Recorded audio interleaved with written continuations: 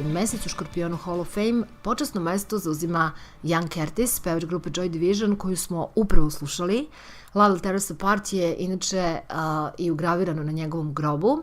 A kad smo već u trivijama, za one koji ne znaju, a ima smisla pomenuti zbog astrosimbolike, jer odgovara astrosimbolici meseca u Škorpionu koji se tiče rata, ratnih žrtava, ratnih tema, samo ime benda Joy Division potiče iz slenga koji je korišćen za grupu žena koje su u koncentracionom logoru u Auschwitzu bile prisiljevane da služe nacistima za njihovo seksualno zadovoljavanje.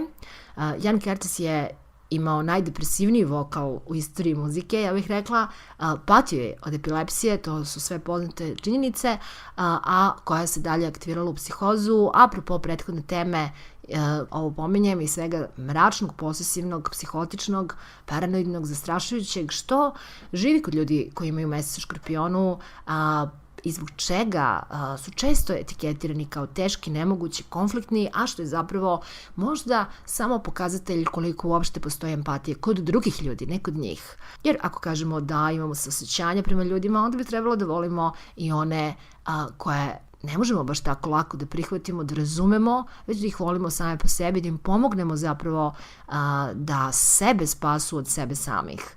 A to je ono što ovom mesecu najviše treba, ne da ih ostavljamo lako zbog svog komfora ili velikih ciljeva, ne da dižemo ruke od njih, jer nekada i oni sami dignu ruku na sebe, kao što je slučaj sa Ian Curtisom ili Michael Hutchinson iz In Excessa. Čak i za Morrisija, danas je gotovo zvanično, da mnogi za njega kažu da je jerk, da je težak čovek, konfliktan, da je famozni muzičar, tekstopisac i sve to je neosporivo, ali da je jako, jako težak.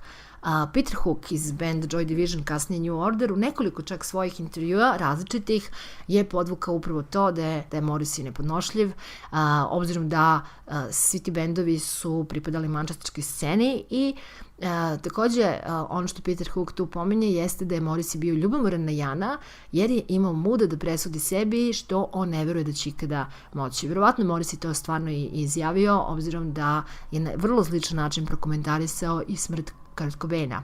Međutim, poenta ove priče mi je da ukažem na to da nije samo vaša devojka, vaš dečko, brat, sestra, ludi otac koji ima mesec u Škorpionu takav. Dakle, ne radi se o tome što su oni kao neartikulisani, emocionalno neinteligentni ljudi i sve ostalo, već postoji mrak od koga ste svi vi ostali ipak pošteđeni. Postoji mrak koji je nečije iskustvo, a prava empatija i suosjećanje je kada pustite da vas neko povuče u taj mrak tek toliko da ga stvarno razumete, da se osjećate sa njim, a ne da ga savjetujete, da mu pripovedate, da mu popujete, da mu pričate kako treba da se ponaša, kako kad vi ne znate ništa o tome, how could anybody possibly know how I feel.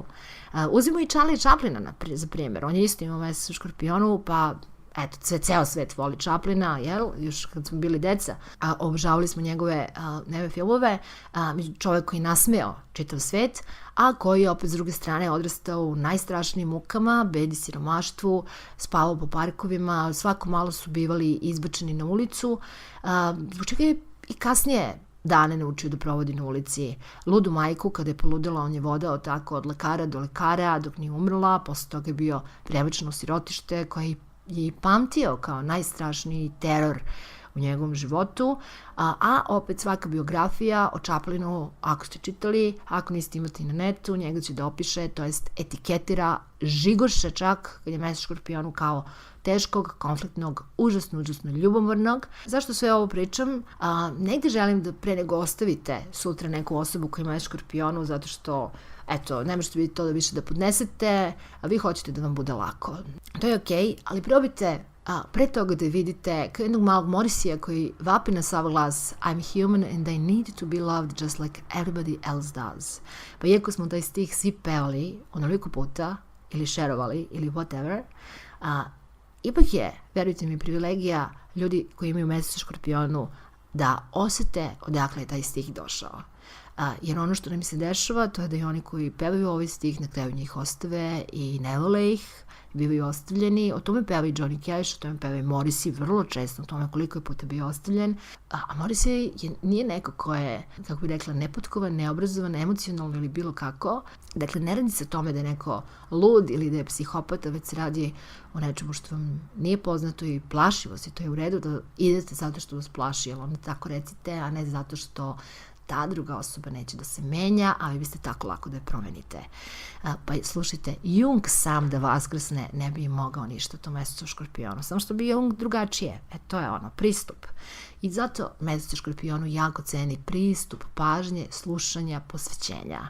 Zato ni meni nije cilj danas, što je valjda negde postalo jasno do sad, da ljudima koji imaju mesec Škorpionu danas pričam kako treba da se menjaju, kako da se pomognu, pa jedino mogu da im kažem oni stih iz Hurt, Johnny Cash, odnosno Nine Inch Nails u originalu, kada bi se ponovo rodio, samo bi malo bio nežniji prema sebi. Eto, to je jedino što mogu da im kažem njima. Poenta ste mi više vi svi ostali, da posle ove misije ipak možda jednim novim, toplim očima gledate na njih, da razumete da je svaka agresija i ta njihova lakoća da nešto spale, da odu, sva ta zgarišta, zato što je bilo puno zgarišta u njihovim životima, njima je lako da odu, njima je lako da beže. To je ono što bi Roger Waters, koji ga takođe ovdje ima, kako u njegovoj pesmi koju on pisao, kaže run like hell. Znači run like hell, to oni rade stalno, beže svoje živote kao da su progonjeni, a zapravo ono ka čemu teže, ka čemu trče, to je jedan jedini cilj i on se zove mir. Dakle, tragaju za tom svojom lukom, za mirom, za nežnošću i prisustvom.